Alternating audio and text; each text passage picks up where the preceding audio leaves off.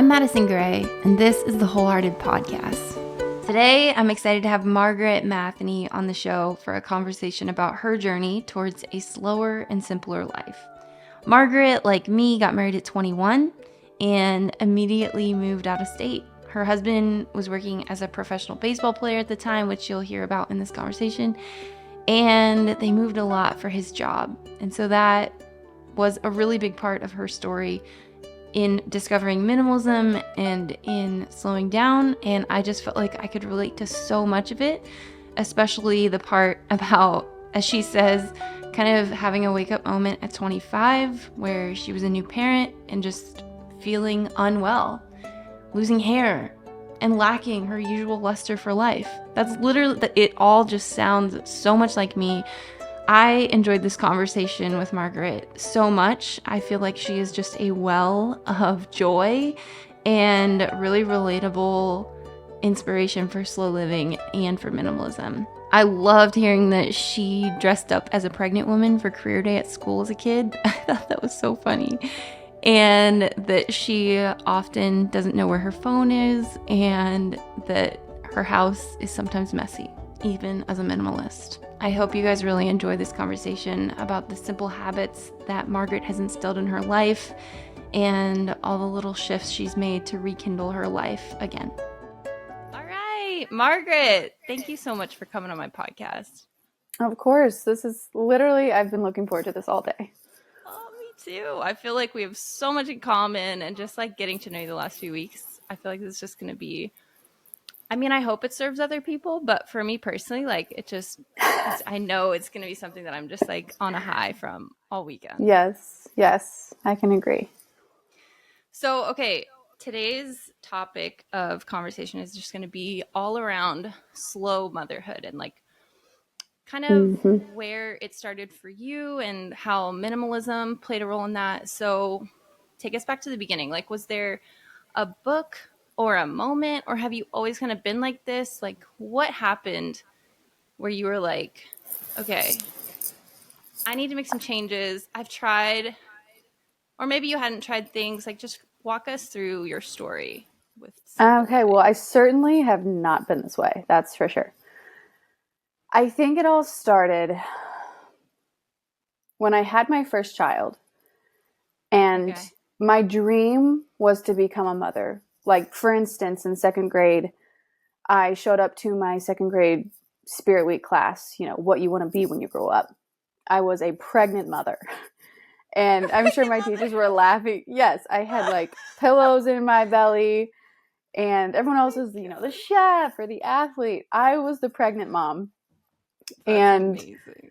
It was my dream. Like, I got married at 21, and we were pregnant at 22, had my child at 23, my oldest. Okay. And I think it was right before and a little bit of postpartum with my second. Mm-hmm. So I had experienced one child. Then you go with two. And I was like, this does not feel like the motherhood that I have dreamed of. And even plenty of seasons with just one child, I felt the same. Like, I was dreaming of doing these things with my kids and being so fulfilled and so joyful. And then I guess, a little side tangent, my husband played professional baseball for 7 years. We were in the minor league system. Right. We were moving 3 times a year. And I just got into this place. So it wasn't like this massive, it wasn't a massive breakdown. It was just, I remember where I was during a baseball season, and I was like, I am so unhappy. I have 2 beautiful children, a wonderful husband. I just life isn't supposed to feel like this. What's wrong? And I've done every single diet to feel better. I've done sleep training and sleep therapy and meditation, everything. 'Cause I was just consumed with stress and anger. I couldn't enjoy my children, couldn't enjoy my husband. So that was the beginning of something is very wrong. I've tried to fix it. I'm a fixer, and I can't do it. So what needs to happen? It's so frustrating. Yeah. Yeah, it's just, you feel so stuck. And yeah, like I said, I'm a fixer, and I was like, I don't know where else to turn. I've tried everything. And then I don't know where I found it, but I came across a minimalist blog post. And I was like, okay, I'll just give this a quick breeze read. And this woman, I don't remember her name, I don't remember the title, I just remember how I felt when I read it. And I was like, what if I tried that? I mean, I have so many issues with like trying to be more than I am and not believing that I'm enough, and constantly stressed because I want more, I need more. And so I just decluttered my closet one day. Like that's where it started, as simple as that. And I guess I went from like 150 pieces to like 40. Yeah. And the immediate gratification, like the instant gratification that I got from that, it's like a fire started in me. I was like, Wow. oh my goodness, I just shed so many pounds of like this emotional clutter. What else can I get rid of? And Yeah. that's Yeah. kind of where it started. And Yeah. like it just takes one tiny little tweak. And I was like, this feels good. Like I got rid of so many false narratives in my head of like, you need to be this, you're not good enough, you're not skinny enough, whatever. It's going to be different for all of us. But that was the beginning of my journey. Just a longing to feel joy, longing to feel anything besides constantly stressed out, overstimulated, and angry. So it makes me think of this thing I was like literally just journaling about the other day. And for me, it was like this, I had heard about minimalism before, but only like, you know how you hear about minimalism as in, gosh, I just wrote it down. I'm going to look for it. But it's like this idea that minimalism is a really empty aesthetic. Like it's cold and Mm. it's just like not inviting and it sounds really Dull, rigid. bland. Yeah, Yeah. right. And it's almost like the opposite of like if the definition for someone that was like just a consumption, like obsessed with consumption, this idea that more is going to make us happier, then of Mm-hmm. course they would define minimalism as that. Like it would just be the opposite side of the same coin. But I remember Mm-hmm. that same experience when like I started experiencing that like psychological declutter as I was decluttering, and I was just like, wait, there's a lot more to this, Yeah. that like I could start dealing with all these things that I'm kind of like subconsciously hiding. And I don't know, I'm not saying Mm-hmm. that you felt like that, but Oh, I for did. me, I it did. was like, there's a lot of insecurities that I didn't even realize were kind of just like I was consuming, whether that was like food or supplements or like I never struggled with just your like stereotypical addictions like alcohol Mm-hmm. or I don't know, drugs, I guess, but I would still say like my consumption in order to mask the pain of just that empty feel, like whatever was I was just not dealing with that was there. Mm-hmm. It was like dealing with that stuff in the closet. It really did like help me start to process my life and Yeah. like enter into the present. Yeah. So I'm I was wondering, just like, telling, was that an experience that like you had or that you could relate to? yeah, absolutely. I was just talking to my sister today actually about this, that the craziest realization I had with minimalism, like I was just hoping that it would give me more energy. I wouldn't be cleaning all the Yeah, time. yeah, I would be able to like spend time with my children, not be stressed. But mm-hmm. the craziest realization that I've experienced over the last 4 years was that this is the most freeing way that I have lived my whole life. When Yeah, me everyone, too. when so many people see minimalism, they're like, oh, look, restrictions, Mm-hmm. dullness, all the things you were explaining. And I'm like, no, it, like, I feel so free. I Right. I get to think clearly, think what I want to think. I'm not tied down by all these things that I am consciously thinking of and also subconsciously thinking of. It's just amazing Mm-hmm. what clutter, both physical and emotional clutter, what it's doing to us without us even realizing it. And once I started just slowly stripping that from my life, I was like, wow, I'm like thinking differently. I feel like I'm finally myself in the most like desperate, like I just desperately needed that. I had no idea that was going to come with the package. Right. I know, when it's something so trivial and it almost sounds superfluous to like go into your garage or look around your living room and, you know, remove the excess from your home and Yeah. life.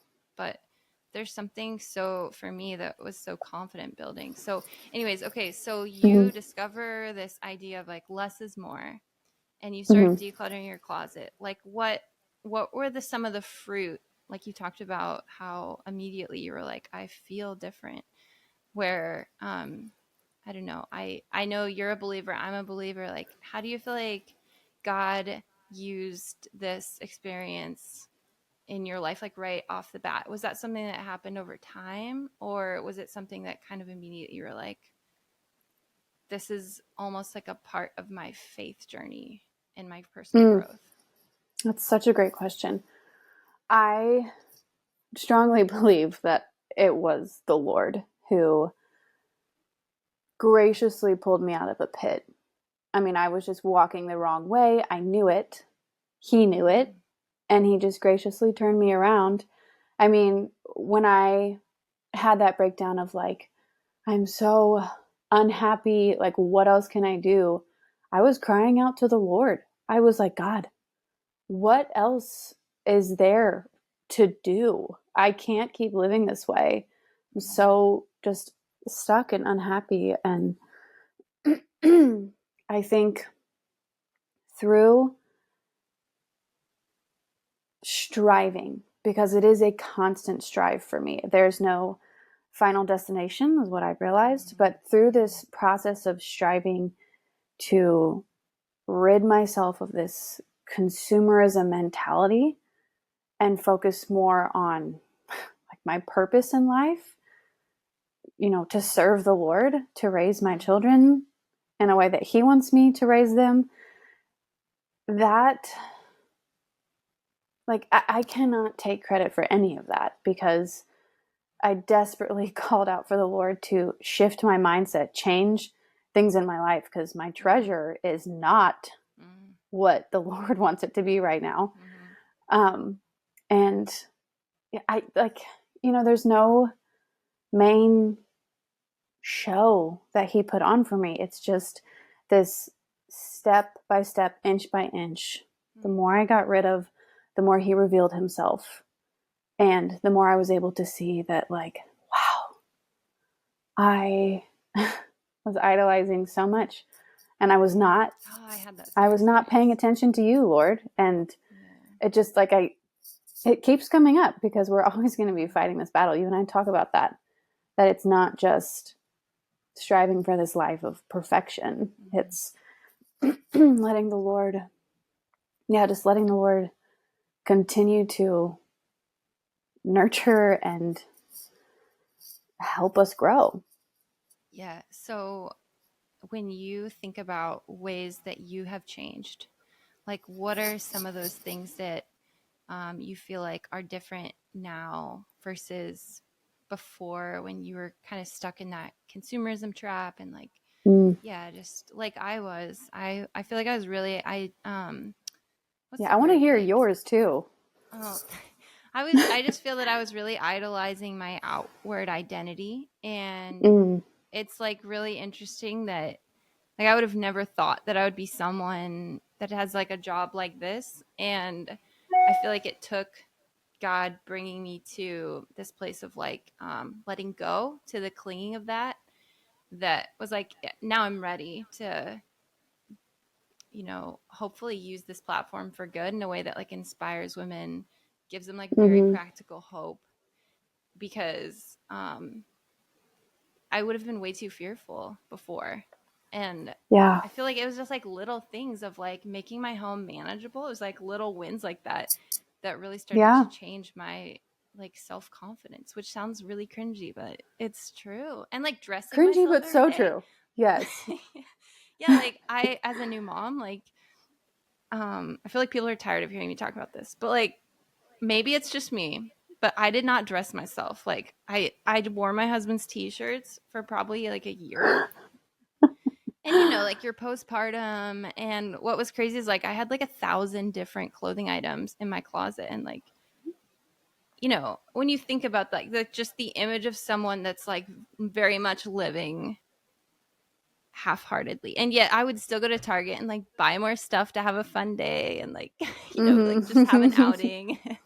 Mm-hmm. And I think it's hard sometimes to like think back on um yeah, me before I started confronting some of these Mm-hmm. consumption habits I had that I would use to Yeah.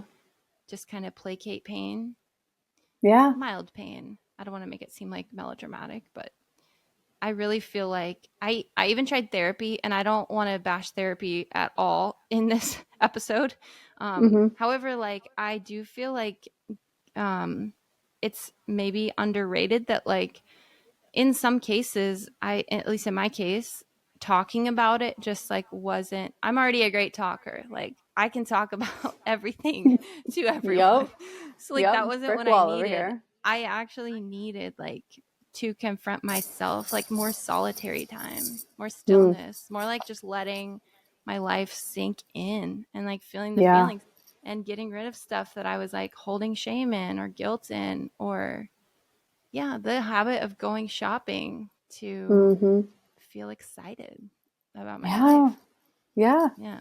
Even just like hiding under all of it. That's what And it I all looks realized good in when myself. like your Yeah. house looks nice and you have nice clothes, and every once in a while you Yes. get dressed and you look cute, and then you're like, my life's Yes. going great, and then behind closed doors it just Yeah. hurts. Like it is, Yes. it's heavy, and being able to get just lighten the load is like Mm-hmm. such a simple thing that I know we both are passionate about just sharing with women. Like it often feels like there's nothing you can do to deal with the Mm-hmm. stress. Everyone's talking about stress and like Mm-hmm. adrenals and how it's all so, but then like, yeah, there is nutrition that I think is supportive, but there's also like very practical ways that I have reduced the stress in my life. So I guess that's another question I'd love to ask you is like, what are some practical things that you feel like would be ways to bring the stress down? Because I know it still happens for me. Like this is still something I'm working Mm-hmm. on, that I find myself like getting caught back in this cycle of I'm gonna call it just like when things get stressful, like over consuming rather than just Yeah. like, yeah, letting it pass, like finding stillness and or letting go, like knowing that that's a time I need to declutter or maybe say no. Another thing that was like very Yeah. scary for me, I used to be a big time people pleaser. so Same here. so Recovering people yeah, pleaser over here as recovering well. people pleaser. Yeah. So, yeah, talk us through that, Margaret. Well, Teach us your ways. well, gosh, I will never claim to be the expert because, like I say this on my YouTube channel, I'm learning right alongside all these other women that are watching. Yeah, me too. It's just, it's a constant Yeah. learn, fail, okay, fail again, okay, learn from that. But I would say, gosh, the most practical thing is to make room for rest and stillness, and in Mm-hmm. my life and in so many lives around me, and I'm sure in yours, it's you have to create a safe place where you can rest, and that is in the home. Mm-hmm. And in the culture that we live in, America, the home has just become this place of, storage and Yeah. clutter and mess. And Yeah. I was reading the other day how it's scientifically proven through studies that women, their cortisol rises. It's directly, what's the word I'm looking for? Correlated. Okay, so women's cortisol Correlated. Yeah. is directly correlated to the amount of stuff they have accumulated in their home, Oh. whether or not it's organized or not. Like it is all of the Mm-hmm. above. Yeah. That's a And good point. good point, right? Yeah. Yes. Well, because I, Important for point. years, I was like, I need to be the most organized and that will solve my problems. Mm-hmm. But you're just managing more stuff. Yeah. And Yeah. through literally going through your junk drawer, going through your closet, decluttering your bathroom, creating space both visually and physically has this ability to just lift burdens and lower stress. Yeah. And then it allows you to actually rest and get rid of these distractions that are constantly plaguing us in our homes. And like, I will continue to just hit the nail on the head about the home, because that is supposed to be our safe place. Where else can you just unwind and totally be yourself and heal and rest? Yeah. It's the home. So yeah, it's the I safe just haven. feel so strongly about just little inches. Like, you don't have to go do an entire home declutter, but a very practical thing is just one weekend at a time or one day at a time. Start with small projects. Yeah. And you, like, I tell this to people all the time. The second you finish a project and you open that drawer back up, it's just one drawer. You feel this, like, you're like, it's almost like an addiction. Yeah. You're like, wow, this feels so nice. It does. I didn't need that junk. I didn't need the Yeah. 24 pack of pens. I just need one. And like, just imagine if you do that throughout your entire home, your closet, your bedroom, and you're just at peace in your safe place, and you can heal, and then you can go back out and do what you need to do, work, deal with the stress of every day, then come back and heal again. Like, there's just so much power to just tiny little declutters throughout your whole home. Yeah. Yeah. I feel like the maintenance declutters are like really, like, often people talk, and maybe it's me. I often talk about, like, the big declutters and like the whole house declutter. I've made that video before. Yeah, me And too. what I don't make videos though of, which I do all the time, is like the maintenance declutter. The 5 minute, like, oh, I just noticed that junk drawer is like, where did that stuff even come from? Like, what is that stuff? But it has to, and then once you're through it, I feel like decluttering is a muscle that you strengthen, and like you get, it's just like, it's a life skill that I feel like we all have to have. And yeah, those maintenance, just like you see it and you just deal with it. And it doesn't, I think people can get overwhelmed by like the prospect of like just forever decluttering. Yeah. But I feel like I want to remind people that it's not, I think there's probably like I don't know what that's called in a graph where things go like up and down, but they're trending up. I know that happened for me, where I would like declutter and then I'd be like, shoot, I went back to Target. Yeah. Did it. Whoops, I did it again. Yes. But Yep. over time, like over a 5-year period, even my husband noticed this. He's like, oh, wow. Like, I'm impressed. Like, you don't, like we were walking in a mall recently, like past Target, and he was like, whoa, like, you didn't even want to go in. Like, maybe I'm talking about Target too much.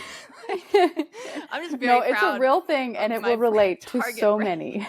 But it's bad. It's like, it used to be an outing for me with my children, and it's wild now. For a while there was like it was almost like a very,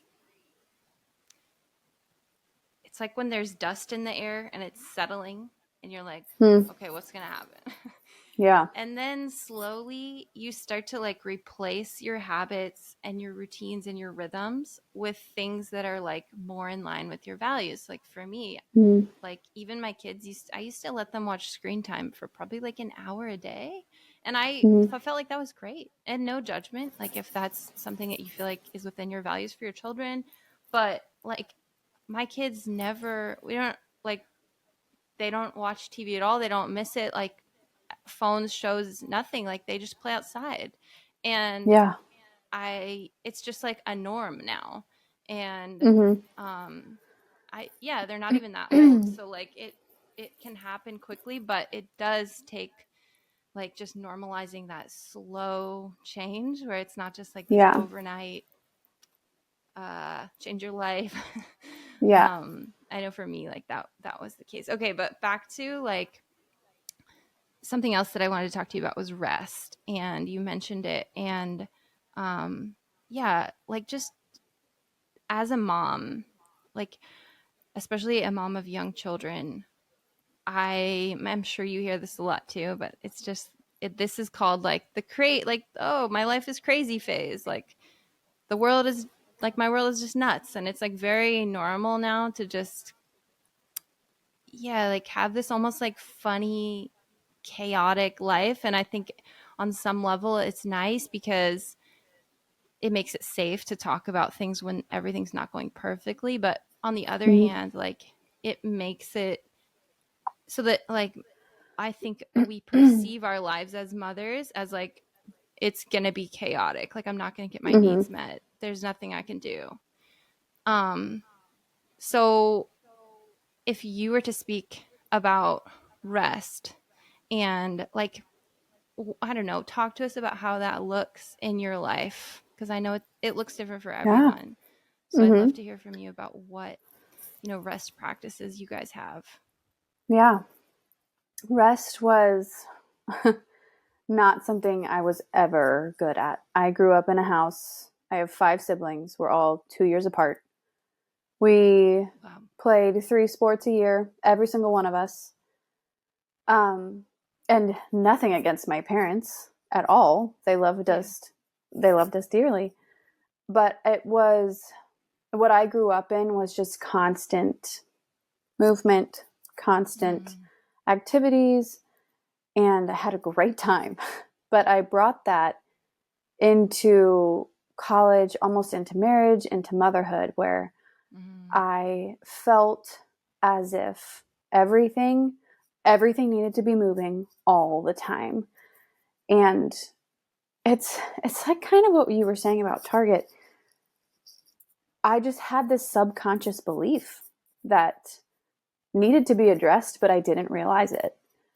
That's not the truth. I don't have to be moving all the time. And when I used to walk into Target, I had this belief of like, I am needing something. I don't know what it is, but I need something. And through this lifestyle shift, slowing down, decluttering, my belief systems have also shifted.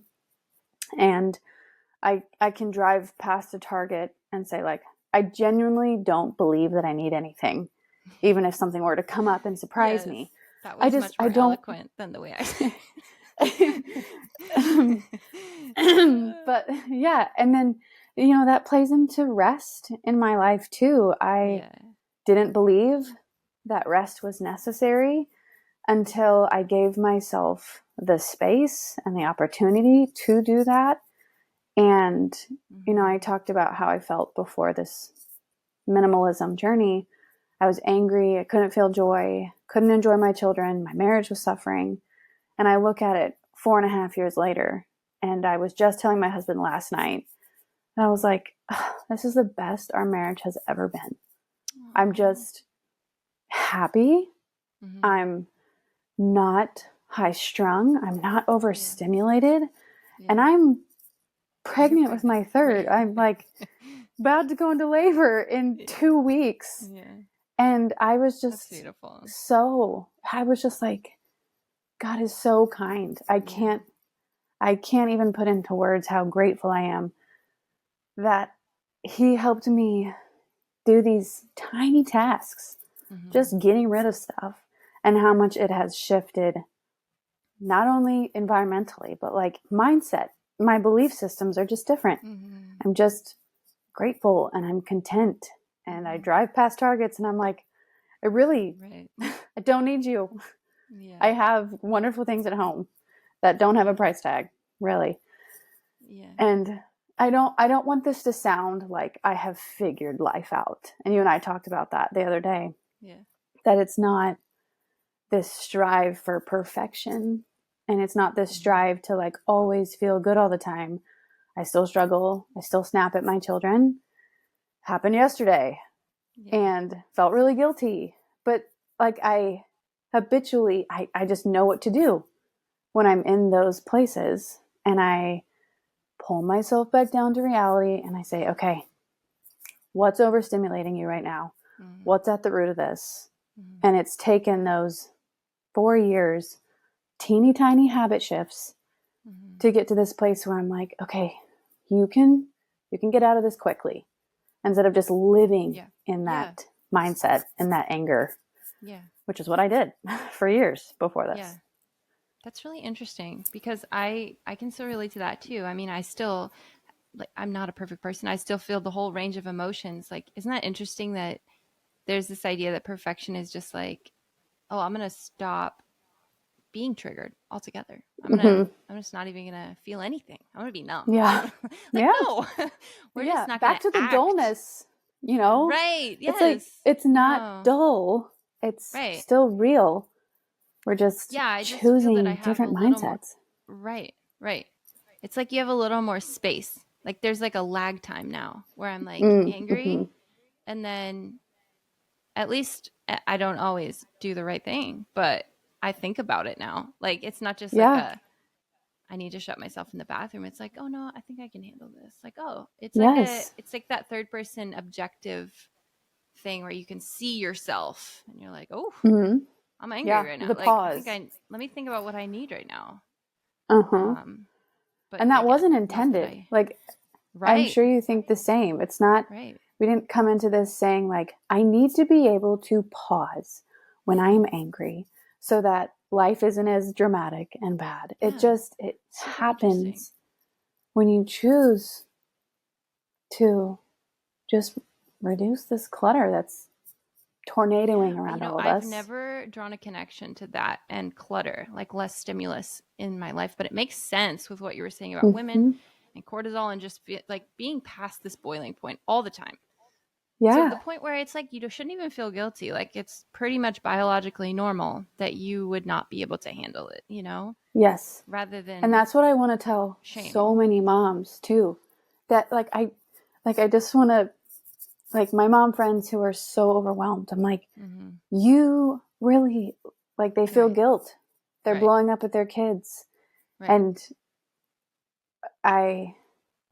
God led me to this place. There was nobody who was like, Margaret, don't feel shame. I felt so much shame. And I want to be the person that I wish, I had, where it's like, you do not have to feel shame. And there is a way out. And it's so much easier than you think. And we're kind of just being tricked into what really matters in life. Right. And it's hard to walk the other way, but you are capable. And once you do it, you'll feel so much stronger and confident and relaxed. Yes. I mean, it sounds almost too good to be true, but like I can remember for so long sitting through church or like even podcasts with like my favorite pastors, and I'd be like, oh, okay, I'm gonna try harder. Like, I'm gonna try harder, God. And it's like, what actually helped me though was like action items, like things I could do to just be who He made me to be, rather than the literal like trying so hard to do it all, to like be involved in it all. And another thing that I was wondering as you were talking is like, how do you deal with social media? Because, like, I mean, we both have kind of unique jobs, I guess, where I mean, I'm like on social media for work, but I do find I'm still triggered by certain accounts that like either post content I agree with or like are very wholesome, but then it still triggers me for whatever reason. I don't think it's their fault necessarily, but to want to go and I guess go back to that, like, oh, I don't look good enough, or like my house doesn't look good enough to be a home, or that idea that like I need more. And like, how do you deal with being on social media? And just like, that for me at least, it's really easy to fall back into that like mental cycle of feeling discontent with Yeah. being exposed I to was so just much on about to social say media. that I still fail at it and have to I wish I could say every time I open my app I'm thoughtful about it, but that's not true either. Yeah. But Yeah, I just I don't know. I mean, what I would say is that the mindset shifts that have happened over the past 4 years are what are supporting me when I put myself in a place where I can be easily tempted. And I have grown to trust myself and really, really do trust myself to know when I'm looking at something or somebody's life, I'm paying attention to those thoughts because I've been practicing this for 4 years, just through little tiny things like decluttering my closet, not purchasing things, reminding myself of what I'm grateful for. Yeah. It's Staying in those your tiny own little lane. things Yeah.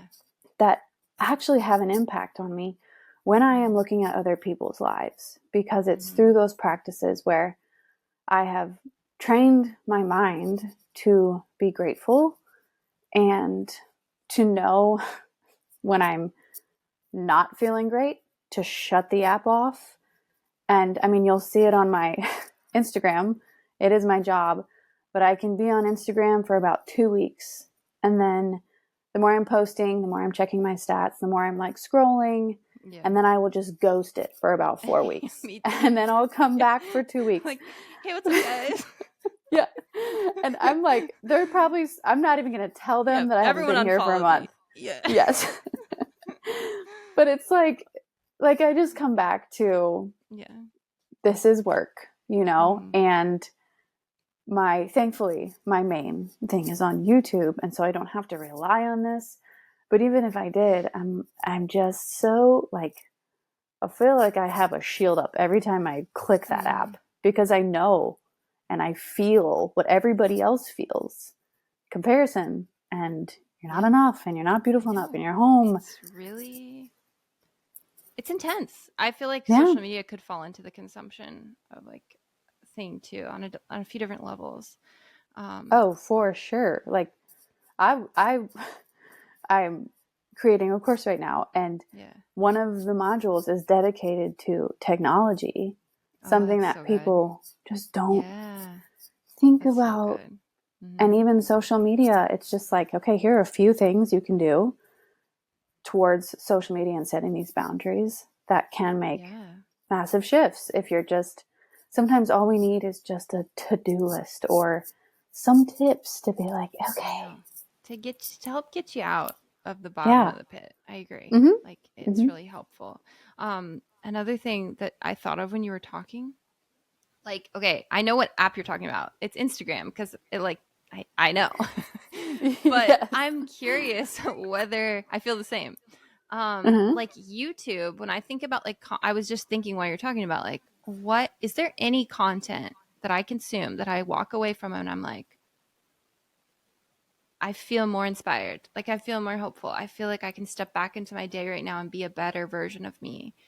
And for me, at least, YouTube is so different than Instagram that in that way. And it is. I guess now the platform's different. You can kind of scroll it now on your phone. Yeah. Which I don't love, but I get it. But just if you're just careful with who you follow, I feel like YouTube, there are certain people that I follow that I'm just like, oh, I feel such a renewed sense of hope and inspiration, and even I feel like you can learn life skills on YouTube. It's like having an aunt or something. Yeah, I'm sure you follow Farmhouse on Boone. But I sure do. I love her videos. Yeah, I learned how to make sourdough bread from her. I learned about home birth from her. So many things in my life that I'm just like, oh, thank you to I forget her first name right now, but Auntie over there at Farmhouse on Boone. I love her. So isn't it Lisa? Yeah, Lisa, Aunt Lisa. Okay. She's probably not that much older than me, so I probably shouldn't say that. No, I agree. I love that YouTube gives you a chance to tell a story. I feel like Yeah. that's Yeah. why I came to YouTube, because I Yeah. was falling into the category of subscribers that just was striving for this life that was unrealistic for me. Trying to live her life. And I was like, that must have been 6 years ago when I had my first child. And it's what got me interested in like, I need to find people and or be the person that's telling the real stories of, what this journey of life actually looks like. And I feel like it is so there now. So many people understand the power in just telling realistic, honest stories. That's why I love your channel. It's just like, it's real and calming, not overstimulating, and encouraging. Yeah. I feel like that's something we both have in common, actually, is like we're mindful of the sensory experience that it's going to be for the one watching, Yes. as well as the content like that's going into it. Like the music that you put and all of that. Yeah, it's such a nice experience. Yeah, you're definitely another one of those people for me too. Right, right. It's nice though, like that you're thoughtful of that, because it does. I Well, come I'm away editing going, it, well, Yeah. true. So you're listening back. Yeah, Yeah. that's true. I've never thought about that, of like the ambiance for me as the creator and how much that's Yes. affecting my videos. That's Uh-huh. interesting. Okay, well, I know that you're pregnant right now, and I am so grateful for your time. One more question I want to ask you though. So I saw you have like a minimalist baby stuff I did not buy, which is I love that video. Like I'm not even pregnant, Really? and I'm like, oh yes, let me watch this video. I love it. Okay, but I want to know Thanks. about like things that I know a lot of moms like, our mothers are my primary like viewership. Is that what you call it? Same People here. that Yeah, that's watch like my our channel. audience. Yeah. Right. And I feel like they're our age. So minimalist mamas out there, like what? Well, specifically you, Margaret. It made it sound like I was asking the audience who's not even here. But like, what are the things that come to mind when you're like, now I'm on baby number 3 and I'm also a minimalist mama? Like what? I'm just really curious to know like what adds the most value for you. Like what do you when everyone's posting these like stocking up, getting ready, nesting, like what comes to mind for you is like, okay, this is what I'm doing. Baby's coming really soon. Oh my gosh. I'm literally As a throwing minimalist. things out of our house like a mad woman. It's Like, the opposite. it is the opposite because I That's know what's stupid. coming. Yeah. And Yes. I've attended plenty of baby showers Yes. over the last few years. Recently heard of someone having 260 items on her baby registry. And that's not coming from a place of judgment. That It's hurts. just like, I wish You'd have to I could help open you. all those. Yeah. Yeah. And you got to find a place for them. Right. And then you got to raise a baby. But I'm just so in this place of like, I need this place to be my healing sanctuary. And we're just in a 2-bedroom apartment. So we have to be, and we're welcoming our 3rd child. So I really have to be strategic with our space here. And I want to utilize it and not overstimulate myself. So I'm literally just getting rid of stuff and making room. Like I'm using the same clothes. It's my 3rd boy. Haven't bought a single clothing item. Haven't bought a burp cloth. I don't think I've purchased anything. I think I've worked with a couple brands, which I'm excited for, because I had to throw out our crib because of mold and a last living space. Yeah. But it's just like, I just need less, and I know it. For my sanity, for my children's sanity, for my husband's sanity, we just need peace. And it's so funny. Perfect ending to this. Yeah. It is in our whole conversation about like, oh, more. But I totally cut you off. I want to hear what you were going to say. No, I don't even know. Maybe I was, I was, my new baby, I just want to give him the best opportunity to be relaxed, because my other children, we were moving 3 times a year and they felt my stress And I'm in a protective, like, I know I am the gatekeeper of this home, and it is up to me. And so I just feel, I mean, I've never experienced this. My second is almost 4. So I'm just like, I have a new opportunity to welcome a child into this world in a different way. Oh, It's exciting. Yeah, I'm excited. So good. I just want to keep getting rid of stuff. And I see like a towel right there where I'm like, that's the one right after this. All my laundry. So I love that. I love that you're doing that. I love that was like what you're doing to prepare for baby.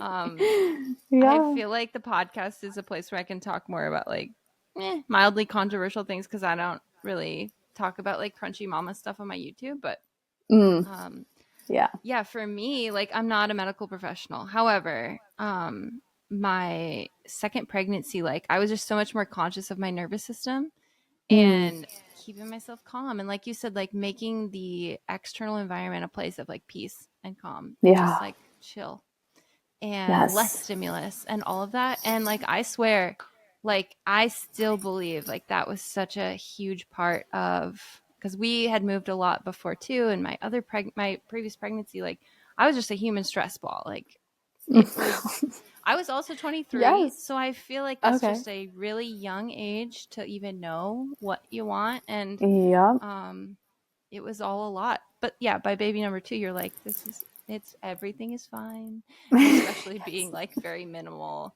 at that point. Yeah, his birth was honestly like so easy, and postpartum was so wonderful. And I've even read stuff about like tongue ties and lip ties and like stress in the body, you know, like. So anyways, I have too. Anyway, very anecdotal, but he didn't have any of that. And I was just like, oh, yes. A win for calm, peaceful, simple living.